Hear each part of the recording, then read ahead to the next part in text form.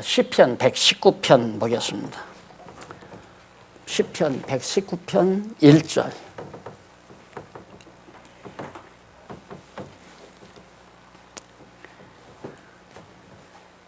행위 완전하여 여호와의 법에 행하는 자가 복이 있으며 여호와의 증거를 지키고 진심으로 여호와를 구하는 자가 복이 있도다.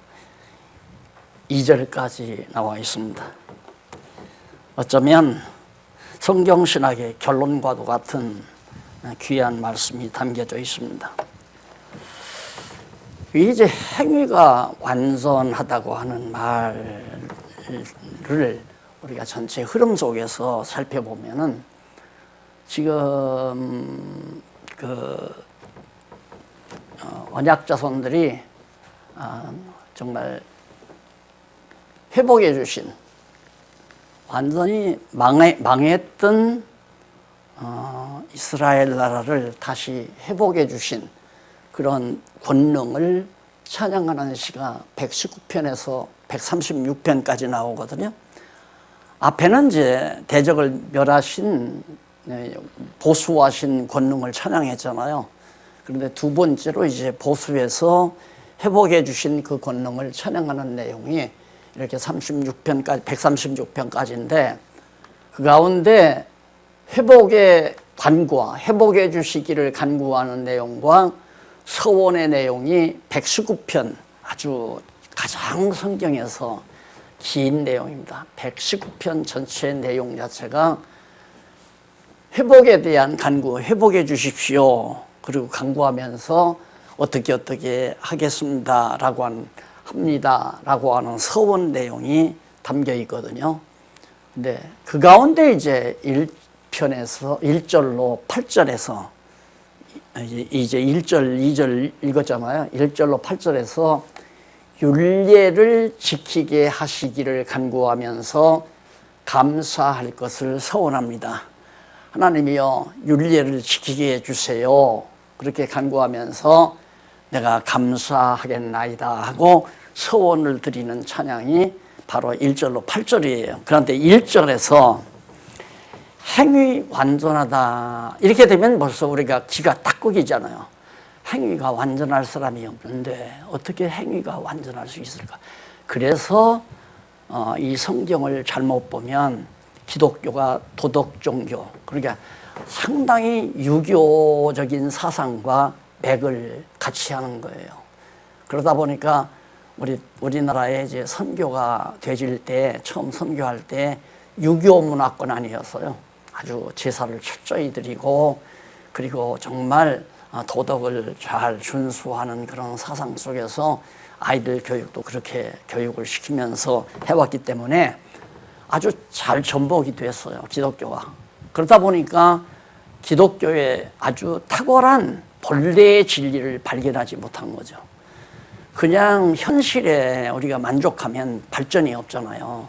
그 현실에 대한 고뇌와 고통이 있을 때 그걸 해결하기 위한 발전을 하게 되는 거거든요. 그 역사 발전이라는 게 바로 그런 거 아니에요. 살아가다 보면 불편을 느낄 때 그 불편을 해결하기 위해서 발을 더 높이는, 발을 더 높여나가는 그런 과정을 일반적으로 역사 발전 과정이라고 그러는데, 행위 완전하여 여호와의 일에 행하는 자, 완전하게 하나님의 일에 행하는 자가 복이 있다. 이 말을 잘 이해하게 되면, 전후 좌우를 잘 이해하게 되면 너무 놀라운 거죠. 여기서 행위가 완전하다는 말은 법대로, 율례대로, 하나님의 법대로, 율례대로, 여기는 뭐 율례대로 하나님의 법안이에요. 계명대로, 하나님의 명하신 말씀대로. 자, 그러면 여기서 매우 중요한 부분이 하나 있는데요. 그게 뭐냐면 넘어가서 3958페이지 본문 빼고, 성경 본문 빼고 두 번째 문단이죠. 그 두 번째 문단에 보면 특히 본 119편 시에서 우리말로 본문에 언급된 법, 증거, 도, 법도, 율례, 계명, 규례 및 약속 등으로 표기된 내용. 그렇게 나와 있는, 그러니까 119편을 이해하는 데는 이제 나와 있는 이 단어를 아주 간단하게 딱 이해하시면 아주 쉽게 풀려나갈 수가 있습니다. 자, 그러면 마지막 판에 약속이라는 말 나오죠? 약속은 언약이라는 얘기예요. 언약. 그러니까 결국 율례나 법이나 계명이나 규례나 할 것 없이 모든 여기 나오는 단어들은 하나님께서 만세전에 작정하신 뜻에 따라 언약하신 대로 그 말이에요. 율법대로 그 말은 또 법대로 주의 규례대로 이런 모든 내용들이 하나님께서 창세전에 작정하신 뜻에 따라 명하신 말씀대로, 즉 그것이 언약이거든요. 그러니까 그 언약대로 행하는 자 그 말이에요. 한번 이제 계속 그런 단어들이 나올 때마다 한번 언약이라는 말로 바꿔놓고 이해를 하시면 와, 깔끔하죠. 아주 깔끔해요. 그런데 그렇게 이해를 못하면 자꾸 위축이 들려. 나는 하나님의 말씀대로 다 준행하지 못하는데, 오늘 우리 박 교수님은 안식일도 범하고 지금 어디 가셨잖아요. 그거 안 되는 거죠. 그렇잖아요. 자, 그러니까 하나님의 말씀을 바르게 이해하면 속이 확 터지는 거예요. 그래서 여기 1절 다시 성경 본문으로 돌아가서요. 요 내용만 정확하게 잘 이해하시면 119편은 읽기만 해도 줄줄 읽기만 해도 아주 쉽게 이해가 됩니다. 그러면 행위가 완전하다는 말은 하나님의 법대로 행하는 거. 법이란 뭐냐? 언약대로 행하는 거. 그럼 언약대로 행하는 것은 내 의지로 행합니까? 하나님께서 언약을 이루시기 위해서 하나님이 행하게 하십니까? 행하게 하시잖아요. 깨끗하잖아요. 그러니까 우리가 항상 우리 인간의 자존심이 있어가지고요. 자기 의지로 뭔가를 하려는 기본 속성을 가지고 있어요. 저도 그런 올무에 지금도 자주자주 걸리는데 글을 쓰다가 보면 딱 막혀요. 막히다가 보면 그게 왜 막히나 하면 내가 올무에 걸린 거예요. 그건 뭐냐면 내 의지로 그것을 행하려고 했던, 왜? 이것이 하나님의 뜻이니까 내가 행해야 돼 하고 접근하게 되면 글이 매끄럽게 풀려나가지를 않아요. 그러니까 이 코에만, 이런 올무에만 성도님들께서 걸리지 않으면 아주 창세기 1장부터 요한계시록까지 편안하게 한 번도 올무에 걸리지 않고 편안하게 빠져나갈 수 있습니다. 네, 아주 중요한 대목이에요. 그러니까 율례를 지키게 하시기를 구하며, 그건 구한다고 하는 것은 언약대로 구해야 이루어지잖아요. 그러니까 언약대로 살아가게 하기 위해, 언약대로 지키며 살아가게 하시기를 구한다. 그럼 하나님이 언약하신 말씀대로 그대로 내 인생길이 이루어지기를 구합니다. 그 말 아니에요. 그렇게 구하며 감사할 것. 그렇게 하나님은 반드시 해줄 거니까 하나님이 언약대로 세우신, 언약을 세우신 말씀대로 내 삶 속에서 다 이루어 줄 거니까 감사드리면서 살겠습니다 하고 서원을 하는 거죠. 쉽죠? 이제 그 뒤에 내용도 읽어보면 돼요. 자, 2절도 보면 여호와의 증거를 지키고, 증거도 역시 언약이에요. 하나님의 언약의 말씀. 그러니까 여호와의 언약의 말씀을 지키고 전심으로 여호와를 구하는 자, 언약대로 이루는 자에 대해서 구하는 자가 복이 있다. 자, 내가 오늘 표준 하나를 드릴게요. 표준 하나. 그게 뭐냐면 인간을 이렇게 분류해 보면 몇 가지로 분류가 돼요. 첫째는 정말 우매한 자죠. 그 다음에는 바로 야망이 있는 자예요. 그 다음에는 우매하고 야망이 있고, 그 다음에는 이제 소위 지식인. 그 다음에는 군자.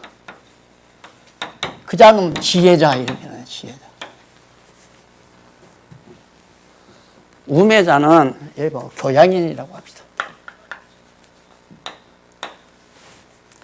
우매자는 자기 코앞만 살피며 살아요. 그러니까 아기들이 처음 어렸을 때는 바로 코앞에 있는 방바닥에서 기어다니는 개미 같은 것만 살핀단 말입니다. 조그마한. 그러니까 어렸을 때, 우매할 때에는, 아주 미숙할 때에는 코 밑에만 바라보면 살피면서 살아요. 그런데 야망이는 눈앞만 바라보며 살아요. 자기 눈앞만. 그냥 자기 어떤 꿈을 이루기 위한 목표가 있죠. 그것이 20, 30대 야망에 불타는. 그런데 나이가 60, 70 돼가지고도 야망이 있는 건 그건 우매하고도 고부로 우매한 인간이에요. 그러니까 전혀 삶을 통해서 아무것도 못 깨달았다는 거거든요. 그리고 교양인은 뭡니까? 많은 책을 읽고 지식을 쌓고 그래도 인품을 갖춘 그런 교양인은 어떻게? 앞, 뒤를 살펴요. 앞을 바라봐도 뒤를 살피면서 앞을 바라봐요. 그게 이제 교양인이라고 할 수 있죠. 군자는 앞, 뒤, 전, 후, 좌우, 사방을 둘러봐요. 사방을. 군자는. 근데 지혜자는 여호와만 바라봐요. 지금 여기 나오죠? 여호와를 구하는 자, 여호와만 바라보고 여호와만 구하는 자가 복이 있다. 왜? 여호와를 구하면 이 모든 것을 다 살필 수 있으니까. 여호와 하나님은 입체적으로 모든 우주 만물의 세계를, 만사 만물을 여호와 하나님이 통치하고 다스려 가잖아요. 그러니까 여호와만 바라보면 전후좌우 할 것 없이, 앞뒤 할 것 없이 눈앞만 바라보는 멍충이 미련둥이처럼 우매하게 고민만 바라보고 사는 사람처럼 그러지를 않고 여호와께서 인도하시는 대로, 언약하신 말씀대로 인도를 따라 살아가기 때문에 가장 최고의 삶이죠. 그래서 복되다고 하는 거예요. 그래, 이게 하루아침에 되는 게 아니잖아요. 인간은 기본적으로 욕망을 가지고 태어났기 때문에 타락한 인간이 하와의 후손 아니에요. 아담과 하와의 후손. 하와가 하나님과 같이 되려는 야망 때문에, 그 야망이죠. 야망 때문에 결국은 타락했으니까 타락한 인간에게는 이런 속성이 있어요. 그래서 거기서 조금 이제 나아진다고 하는 과정이 이건데, 이건 인본주의적이죠. 인본주의적인 입장에서 상당히 교양도 있고 군자처럼 살아가지만은 지혜자와는 비교가 안 되는, 지혜자와는 완전히 수직적으로 탁월해요. 이렇게 수평적으로 우월한 것이 아니라 수직적으로 탁월한 인생을 살아갈 수 있기 때문에 여호와를 바라보는 자는 복이 있도다. 119편 강의 다 끝났어요. 이제 슬슬 제목만 한번. 분명하죠. 율례를 지키게 하시기를, 언약대로 이루어 주시기를, 그 말이에요. 그러면 내가 감사하겠습니다 하고 소원하는 거예요. 그 다음 9절로 24절에는 가르치시면, 보혜사 성령을 통해서 하나님께서 우리에게 언약의 말씀을 잘 가르쳐 주시면 잊지 않고 그대로 살게 하시게 된다고. 그래, 잊지 않고 살게 하시면 그 언약의 말씀대로 내가 이탈하지 않고 그대로 살아갈 수 있다고, 지킨다고 서원을 하는 거예요. 하나님이 이렇게 가르쳐서, 언약의 말씀을 가르쳐서 잊지 않고 살아가게 하셔야 내가 그 말씀을 지킬 거 아닙니까? 그 말이에요. 맞죠? 예. 그 읽으면 다 그 얘기예요. 핵심을 내가 다 따놨기 때문에 일일이 여기서 읽으려면 내가 예습하라고 안 했죠. 예습하라고 안 했고 또 복습하라고도 안 하고 여기서 그냥 하죠. 왜? 하고 많은 날이 많은데 지금 많은 목회자들은 주일날 하루 설교 끝나고 나면 한숨을 쉬어요. 이야, 오늘 그저 어떻게 땜질했다 이거죠. 그 다음 벌써 목요일만 되면 다음 주일에는 뭘 설교할까? 한도 끝도 없잖아요. 우리는 성경 말씀에. 그러니까 그냥 내가 그냥 목회를 업으로 한다면 조금씩 시간 나는 대로 하면 아기자기하게 어떻게 자꾸 씹으면 맛이 나잖아요. 맛없는 음식이라도 오래도록 씹게 되면 맛이 나요. 그러니까 조곤조곤 이 두 구절 가지고 1절과 2절만 가지고 조곤조곤 씹어서 해드리면 좋으실지 모르지만 그건 제가 성도들을 기만하는 행위죠.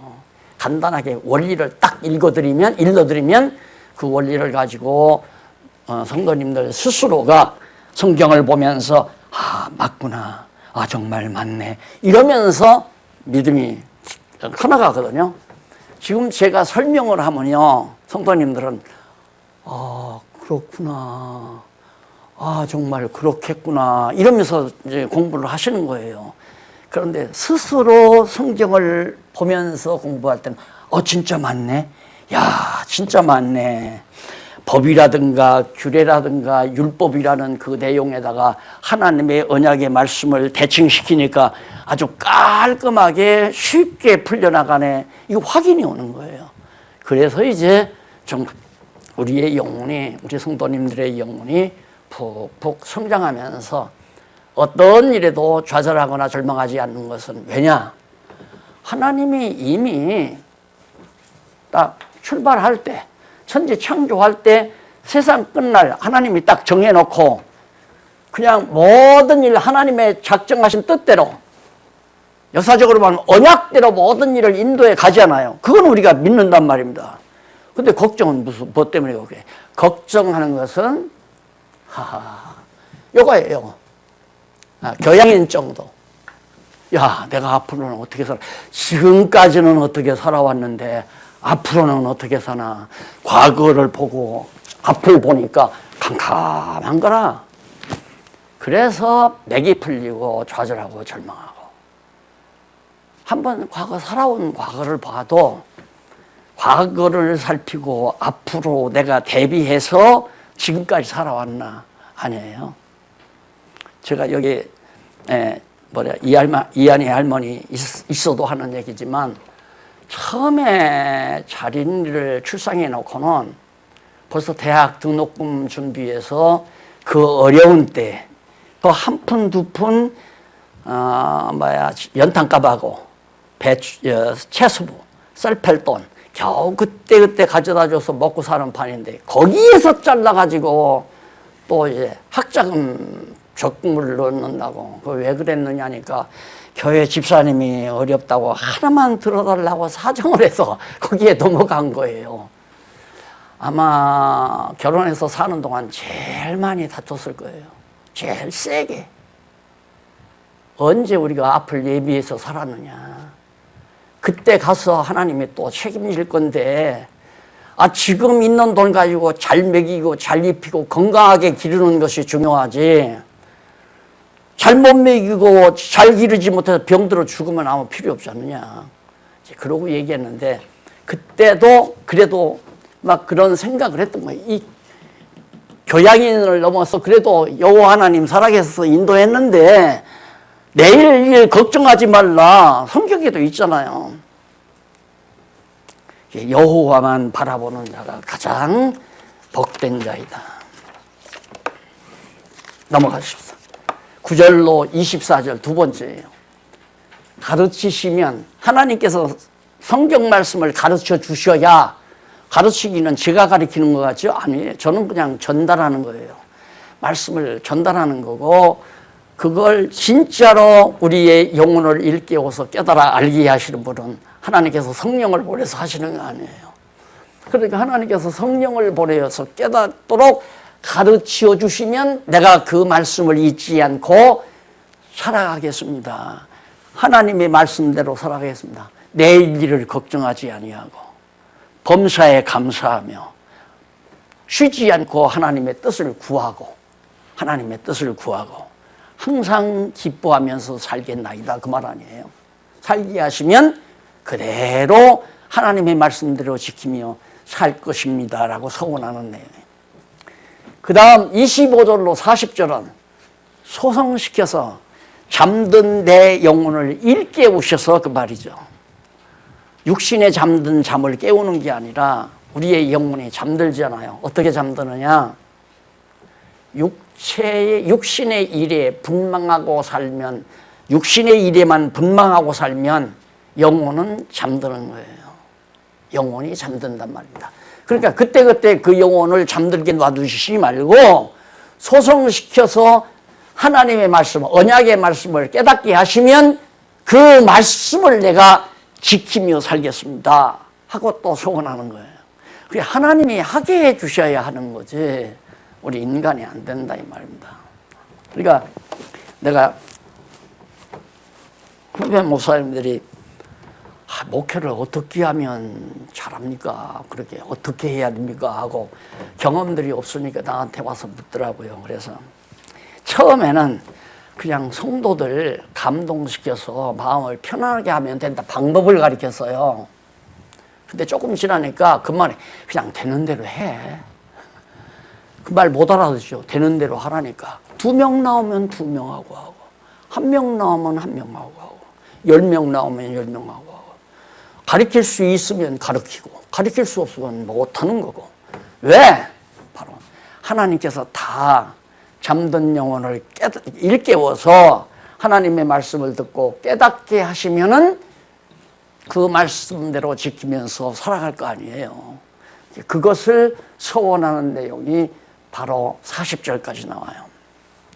그 다음 41절로 56절은 말씀이 떠나지 않기를 구하면서 묵상에 지킬 것을. 자, 말씀이 기억이 나야죠. 안 그래요? 아침에 지방에서 어느 권사님이 전화가 왔대요. 뭘 전화를 아마 웃으면서 아주 즐겁게 전화를 받고 있더라고요. 그랬지. 받고 나서 나한테 하는 얘기가 말씀을 많이 전했대요. 신문도 전달하고 사이트도 우리 방송 사이트도 알려주고 책도 구입해서 많이 전달하고 여러 사람에게 했는데 한 사람이 지금 완전히 법무사라는데 여자 법무사라는데 아주 푹 빠져가지고 얼마나 즐겁고 좋아하는지 그분이 좋아하니까 이 권사님도 덩달라 좋으신 거예요. 그럴 수밖에 없잖아요. 복음을 전하고 깨달은 자가 기뻐하고 즐거워하면 그거 이상 더 즐거움이 없잖아요. 예. 그래서 그렇다고 얘기를 해요. 아이 말씀 한마디 전해드려지 그랬냐고. 한 영혼이 그러니까 그 양반은 그렇게 많이 전했는데도 한 사람밖에는 아니야. 한 사람이 이렇게 돼요. 한 사람이 한 영혼이 그러니까 한 영혼이 천하보다도 귀한데 제가 그 초기에 어려울 때에 아마 알고 계시는 분이 있을 거예요. 그 파일럿판으로 그 이렇게 이제 신문이 아니고 신문봉보다 작은 그런 해지를 우리가 한번 말씀운동이라는 해지를 발간했잖아요. 계속 그걸 발간을 했는데도 아무런 반응이 없어요. 그런데 어떤 권사님이 병중에서 그 쪽지 하나를 11조란 뭔가라고 하는 글을 딱 읽고는 화다닥 놀랍게 해가지고 결국에는 교회 하나가 서졌는데 그 교회가 갈라져서 서너서 개가 됐죠 지금. 그러니까 내가 그 말을 했어요. 아유 지금까지 들어간 돈 그냥 본전 빼고도 엄청나게 본전 다 뺐다. 왜? 한 영혼이 천하보다도 귀한데 그 일을 통해서 많은 영혼들이 말씀을 듣고 살게 됐으니까 얼마나 귀한 일입니까? 그래서 그 말씀을 해주지 그래서 그냥 웃어요. 왜 못 해줬느냐? 나 같으면 여기 넣어요.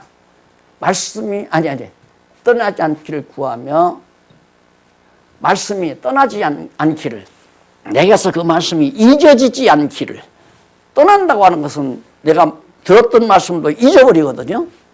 떠나지 않기를 간절히 구하면서 묵상해서 깊이 눈 감고 조용히 묵상해도 다 그 말씀들이 기억나고 떠오르게 될 것을 소원하는 그런 내용이 나와요. 그러니까 우리가 말씀을 묵상하고 산다는 것은 매우 중요하죠. 친구들과 이렇게 대화를 할 때에도 아주 정확한 하나님의 말씀이 기억이 나야 돼요. 기억이 안 나면 못하잖아요. 어떤 때는 뭐 우리 심재명 장로님 이름도 기억이 안 나서 여보 뭐지 윤철자 집사님하고 같이 사는 장로님 그러고 부르는데, 그러니까 이름이 기억이 안 날 수도 있단 말입니다. 그게 하나님께서 기억나게도 하고 기억 안 나게도 하고. 그러니까 내가 여기서 정말 이렇게 막 내 욕심대로 야망을 가지고 내 욕심대로 하려고 막 하는데 하나님 말씀이 기억나면 아이쿠 내가 또 하마터면 실수 한번 하라구나 돌아서잖아요. 근데 그게 기억이 안 나면 내가 한번 하나님 앞에서 목표 정했으니까 이건 꿋이 해 나가야 한다 이거야. 제가 상당히 놓기 힘들었던 부분이 자비량 목회예요. 자비량 목회. 청년 때부터 자비량으로 청소년들을 야하게 가리키면서 굉장히 긍지를 가졌거든요. 나는 돈 보고 일하는 사람이 아니다. 나는 정말 사회 공헌을 위해서 계몽가로서 이렇게 정정당당하게 내 밥 내가 먹으면서 당당하게 일한다. 그러니까 자기 성취감에 굉장히 젊은 날부터 이게 굳어졌단 말입니다. 그것이 장안동서 목회할 때도 그게 살아 있었어요. 나는 돈 안 받는다. 내가 나가서 한 푼이라도 벌었다가 먹고 살지. 그것이 1990년도까지 1977년도에 교회 세워서 1990년도까지 그랬잖아요. 90년도까지 자비량 목회를 했는데 그때 교회가 붕괴가 되고 겨우 한 5, 60명 남으신 어른들이 그때 와서 나한테 야단을 치면서 경험도 없으면서 무슨 의미의 목회를 한다고. 그래서 혀를 차면서 나한테 책망을 하더라고요. 우리가 다 준비했으니까 장소도 준비하고 목사님 생활비도 다 준비하고 아이들 교육비도 다 준비하고. 그때 아이고 이한이 할머니하고 공연히 싸웠지. 됐잖아요. 다 준비하고. 차도 한 대 갖다 놨으니까 타고 아무 걱정하지 말고 나와서 우리 성경 연구에서 가르쳐달라.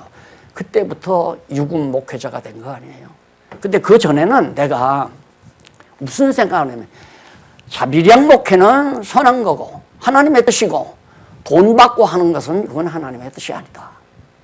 이런 아주 극단적인 이분법적 사고를 가지고 내가 굳어져 가니까 하마터면 내가 잘못했으면 정말 자기 공로주의가 되줄 수밖에 없는, 그게 와르르 다 무너져 버렸잖아요. 근데 여기서 그렇다고 해서 막 법적으로 법을 만들어서 막 억지로 성도들에게 밥을 얻어먹는 것이 정당화하는 얘기는 아니에요. 그것은 잘못된 건 잘못된 거지만은 그런 잘못된 일도 올바르게 깨달아가기 위해서 하나님께서 주시는 한 과정이기 때문에 그걸 잘못된 것이라고 치부만 하는 것은 그건 편향적인 사고를 가지는 거죠. 그러니까 하나님께서 이모저모를 통해서 다 연단을 시키시고 깨닫게 해서 편향적인 사고를 또 이분법적인 사고를 가지지 아니하고 여호와만 바라보면, 지혜자로서 여호와를 바라보면 모든 것이 다 합력해서 선을 이룬다고 하는 이 엄청난 진리를 깨닫게 된다는 사실을 알고 나서야 이제는 뭐 돈 많이 법적으로 해서 뭐 월급 올려달라 왜 안 주느냐 이러면서 목회하는 분들에게도 그렇게 뭐 밉거나 나쁘다고 지적하고 싶지는 않아요. 다만 그것은 성경 말씀이 옳지 않은 거다. 옳으면 옳고 그러면 그러다는 말은 해도 왜? 그분들에게는 하나님이 또 그런 과정을 통해서 깨달아가게 하는 거니까 나도 자비량 목회, 자비량 계몽운동의 긍지를 가지고 자기의 공적을 쌓아가는 그런 잘못된 삶을 하나님께서 통해서 그게 아니었다라고 하는 것. 그거 아니다라고 가르쳐 주는데요. 어떤 방법으로 쓰느냐면, 권사님은 아실 거야. 장안동 얼마나 어려워서, 그때는 그래도 괜찮은 때예요. 그때는 뭐 조금씩 교통비라도 주는 때예요. 초기에는 그런 것도 없잖아요. 그런데 정말 형편없는 과부 집사님 한 분이 물량사를 해서 11조를 갖다 내는 거예요. 얼마나 울었는지 몰라요. 내가 이런 돈을 받아서 교회를 운영해야 됩니까? 새벽마다 나가서 강대상 뒤에 엎드려가지고 펑펑 울었어요. 그러면서 하나님께서 내 의와 공로를 완전히 박살내기 위해서 저 어른이 내 곁에 있구나. 그래서 들어가가지고 이한이 할머니한테 그래, 여보, 우리 저 집사님 이다음 나이 드시면 어쩔 수 없어. 우리가 모셔야 되잖아. 그러니까 모시자고 그러더라고요. 나이가 들어서 저분이 어떻게 할 수가 없으면 모시자고. 그 생각을 하나님이 주신 것이 이 복지관을 하나님이 이루어 주신 거거든요. 지금까지 살아야 했으면 얼마나 좋아요. 그분도 여기 들어와서 사실 텐데.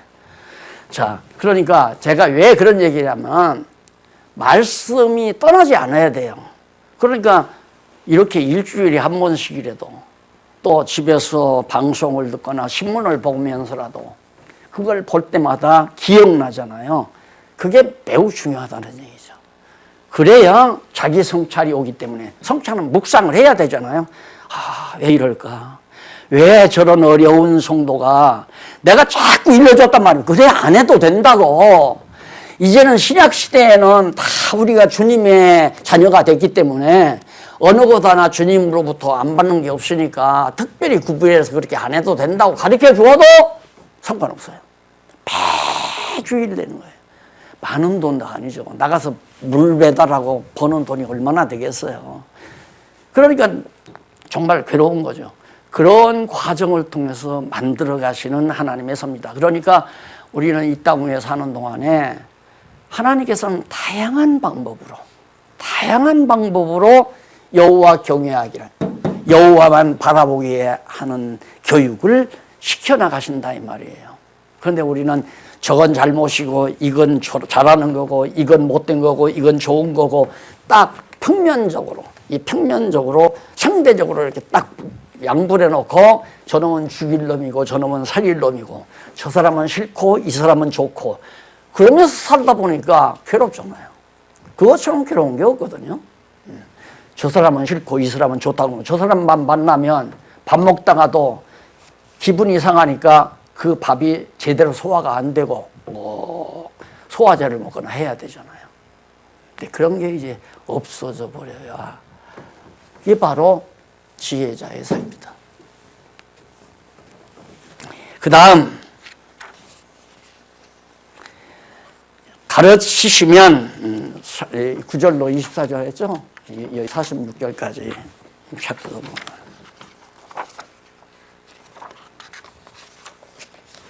41절로 56절 이제 말씀을 드렸고요.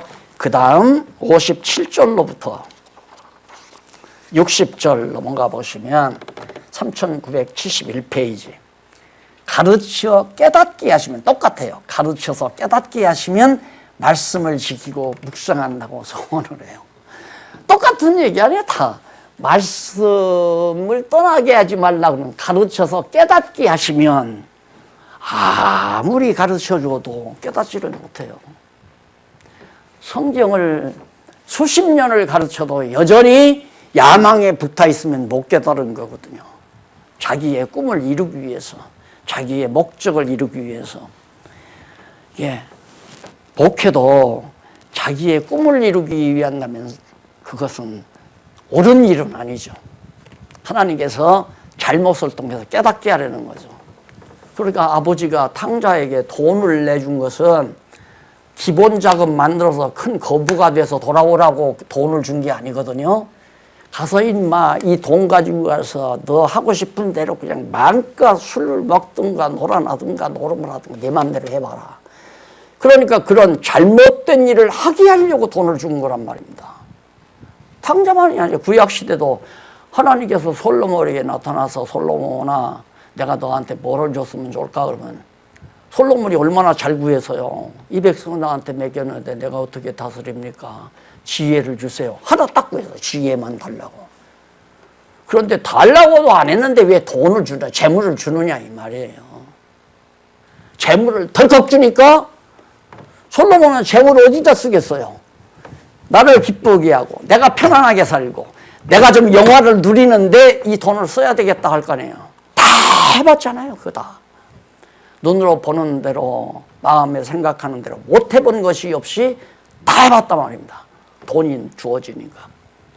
그러니까 그렇게 해보니까 야 이거 다 헛된 거구나. 아무것도 아니네 이거. 헛되구나. 그런데 그걸 통해서 깨달은 거라고 뭐냐면 여호와 경외하는 것이 인간의 최대의 본분이다. 그 진리를 하나, 그 한마디 진리를 깨닫기 위해서 솔로몬은 하나님께서 솔로몬에게 엄청 많은 재물을 줘서 헛되고 헛된 일을 다 하고 나서 여호와 경외하는 인간의 제일 드는 본분 하나 깨닫게 하시는. 이건 뭐 솔로몬이나 탕자에게 비유해도 되지만 우리 당장 우리 눈앞에 코앞에 닥친 거 아니에요. 아니 그냥 대치동에서 편안하게 공간에서 그냥 오시는 분 가르쳤으면 있었는데 그리 왔을 때 그렇게 했으니까. 근데 이거 달라고도 한 것도 아닌데 하나님이 덜컥 줘놓고 왜? 다 헛된 일일만 이게 다 헛된 일이다. 저도 그랬거든요. 이렇게 해놓고는 이제 여기다가 뭐 다 아시잖아요. 도서관도 짓고 우리 연구원들 생활관 수고하시는 장로님들의 생활관까지 다 지어가지고 여기도 있고 그러니까 여기를 하나의 이제 성경신학 아지트로 만들려고. 그러니까 그때까지도 이런 야망이 깨끗이 벗어나지 않은 거죠. 그러니까 하나님께서 이런 어려움과 곁들여서 오늘의 재앙도 우리 되게 만들어 가시는 하나님의 너그러우신 섭리라는 것을 우리가 깊이 깨닫지 않을 수 없다는 얘기죠. 그래서 깨닫게 하시면 말씀을 지키고 계속 묵상한다고 하면서 80절까지는 가르쳐 깨닫게 하시면 말씀을 지켜 묵상합니다. 똑같은 얘기예요. 그 다음 81절로 96절은 소성케 하면 여기도 나오죠.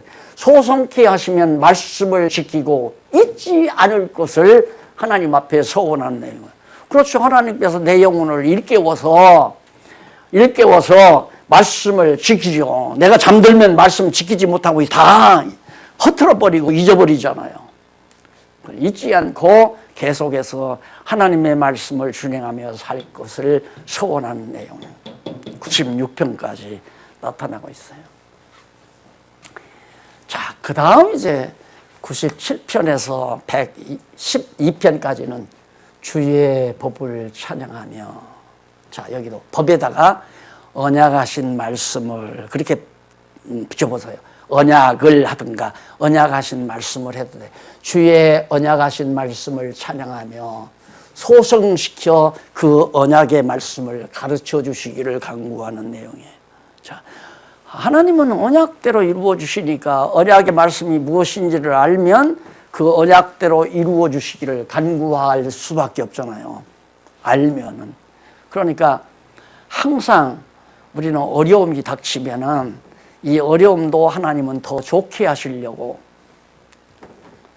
우리가 극단적인 얘기지만은 욥이 하나님을 잘 경외하고 살아도 하나님께서는 욥의 신앙을 귀로만 듣던 그런 하나님을 눈으로 볼 수 있게 만들어 주시도록 업시키려고, 성숙시키려고 욥을 왕창망하게 하잖아요. 병들게도 하고. 그러더니만 그 과정을 거쳐서 여호와 하나님 깨닫게 해가지고 갑절의 은총을 베풀어 주시잖아요. 더 좋게 되잖아요. 그러니까 우리에게 오는 어려움은 반드시 하나님께서 업을 시켜서 우리를 더 성숙시켜서 좋게 하시려는 것이다 라고 하는 것은 기본 원리예요. 기본적인 원리. 그게 낙심할 일이 아니죠. 그래서 지금 뭐 이건 우리는 이거 아무것도 아니죠. 아무것도 아니지만은 그래도 마음을 좀 아파하셨잖아요. 좋으신 분들하고 자주 만나지도 못하게 되고 좋은 공간을 애써서 이루어놨는데 사용하지도 못하고 좀 마음이 아프기는 했지만 하나님은 확실히 이제 더 좋게 하신다는 것만은 확실하죠. 의심할 필요가 없잖아요. 우리를 더 좋게 하시려는가. 그게 좋게 하신다는 말이 우리는 이렇게 생각하면 하는데요. 다시 회복이 돼서 다 얼싸안고 그냥 더 많은 시설을 확충하고 더 저 건물도 이제 되는 대로 막 대리석으로 다 하려고 그랬거든요. 제가 대리석으로 밖에 대리석으로 다시 다 해서 아주 근사하게 그렇게만 되는 것이 더 좋게 되는 것이 아니라 솔로몬이 말한 대로 다 헛되고 헛된 것이다. 여호와 하나님의 언약의 말씀만을 정말 잊지 않고 지키며 그대로 언약의 말씀대로 살아가는 것이 최고의 복이다. 지금 우리가 깨닫잖아요. 그건 깨달았잖아요. 이게 엄청난 복이죠. 근데 모르죠. 이제 어떻게 하실지는 정확하게 성경이 없으니까 어쨌든 정확한 것은 더 좋게 하신다. 이게 확실하다는 얘기예요. 그 다음에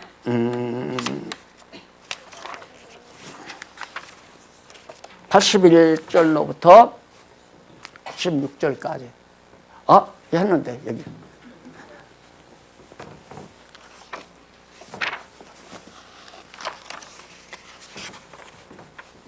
113절로부터 136절까지 성경에서 가장 긴 내용입니다. 119편이. 그래도 아무리 길어도 그 긴 내용 속에는 핵심이 딱 담겨져 있잖아요. 지금 제가 핵심 짚어드렸잖아요.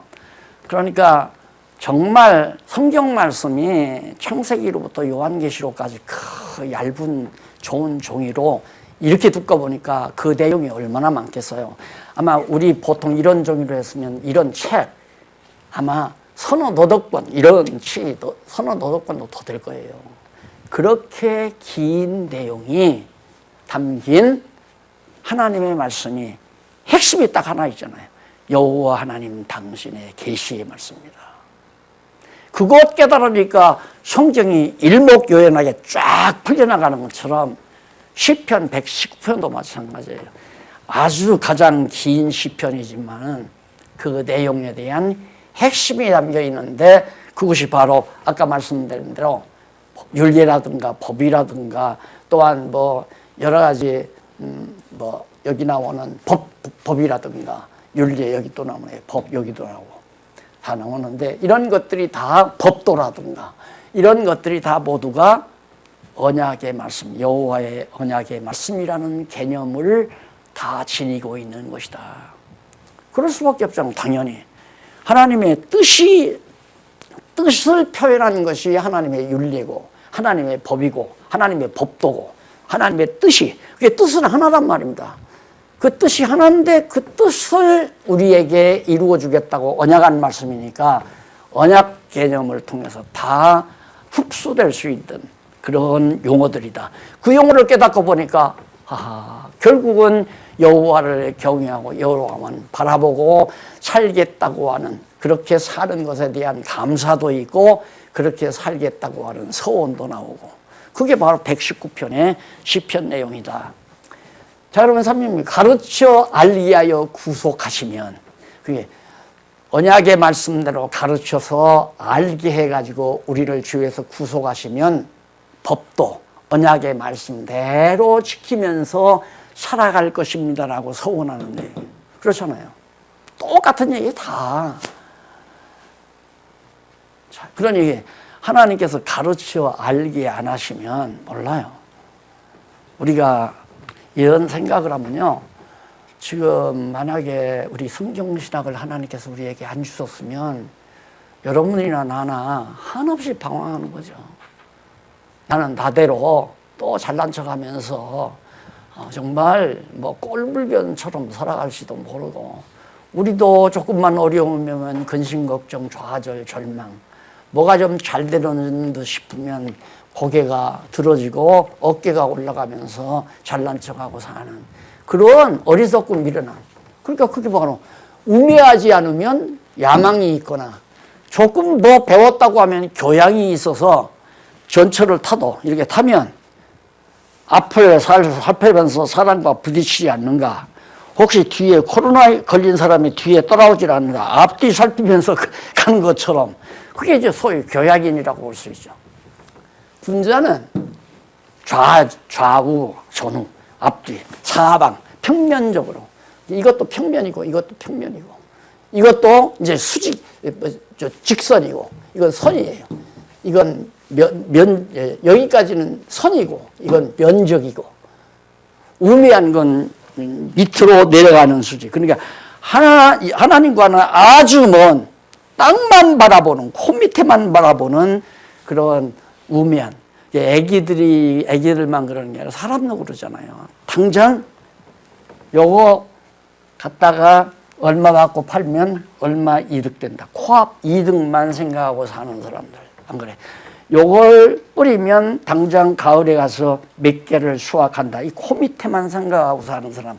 당장 자기 현실만 보고 사는 거예요.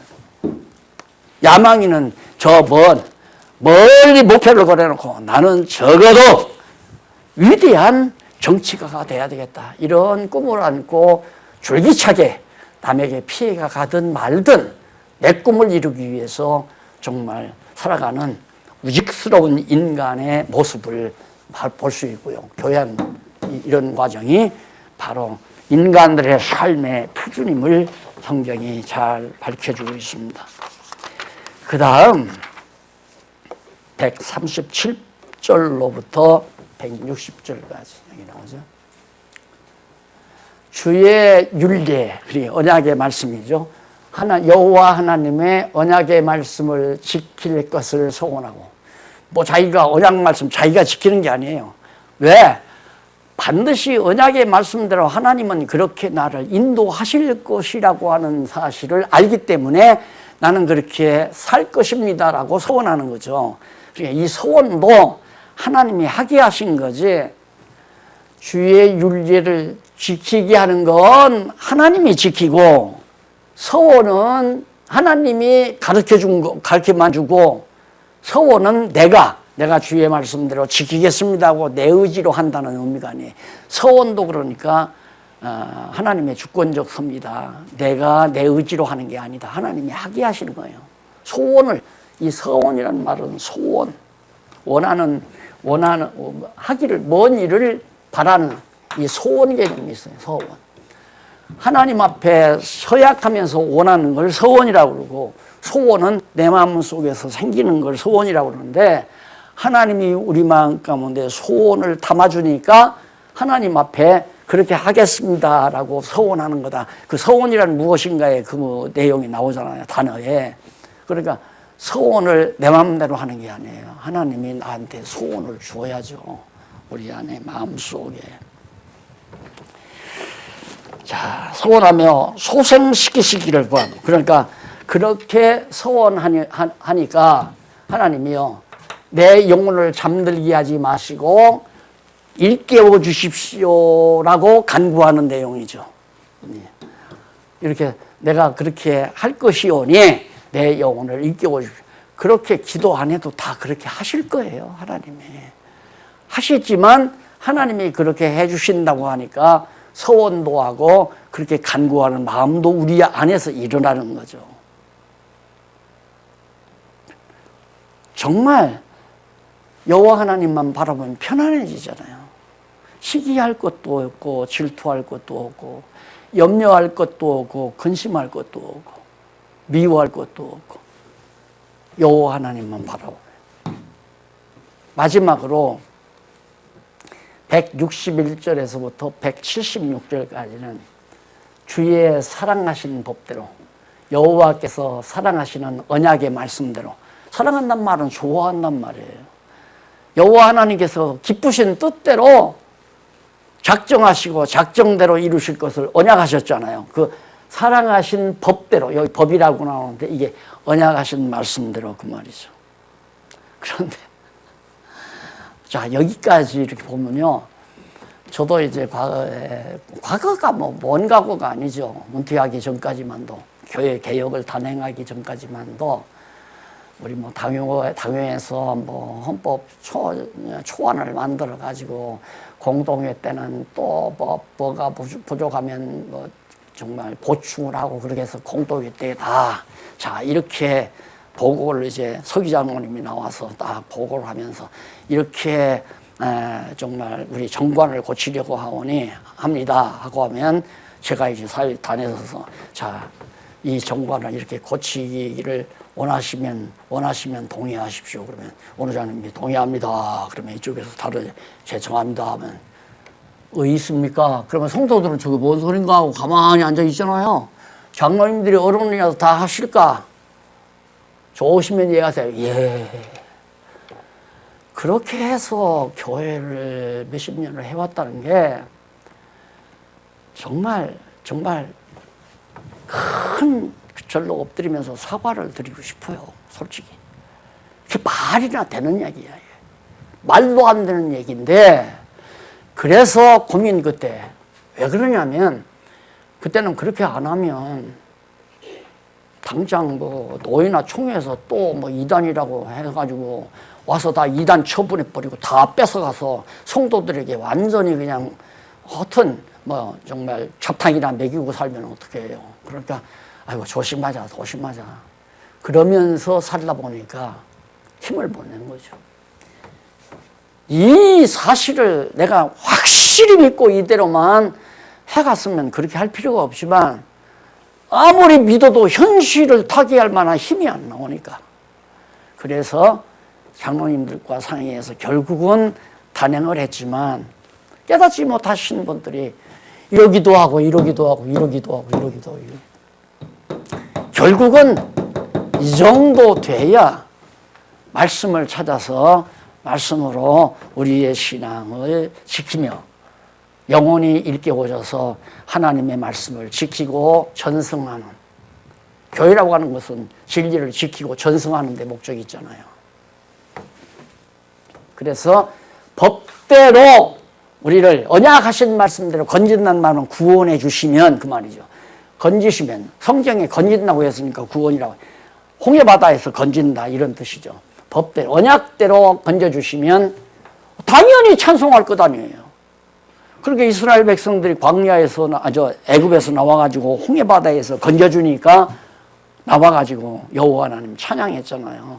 그런 과정을 이렇게 간단히 요약해서 정리를 한 겁니다. 자, 한 번 더 이 강의 마치시면 집에 계시면서 얼마나 좋아요. 코로나 때문에 나가지도 못하고 조용히 성경책 켜놓고 새벽에 좀 일찍 일어나도 되고, 주무시기 전에 119편 한번 쫙 읽어보시면 더 실감이 날 겁니다. 자, 우리 교회 성도님들, 또 이 말씀을 청취하는 모든 사랑하는 지체들이 모두가 다 정말 하나님 은총을 해서 힘있게 범사에 감사하고 항상 하나님의 뜻을 구하면서 하나님 앞에서 기뻐하며 사는 아름다운 행복한 삶이 있기를 바라면서 기도하십시다. 살아계신 하나님 아버지, 오늘 또 말씀 나누었습니다. 이 말씀 내리에 깊이 뿌리 내리게 해주셔서 사라지지 않게 하시고, 많은 가지가 뻗고 이파리 피고 꽃이 피고 열매가 주렁주렁 맺는, 성령의 열매가 주렁주렁 맺는 풍성한 삶이 이루어지게 하시옵소서. 예수님 이름으로 기도드립니다. 아멘.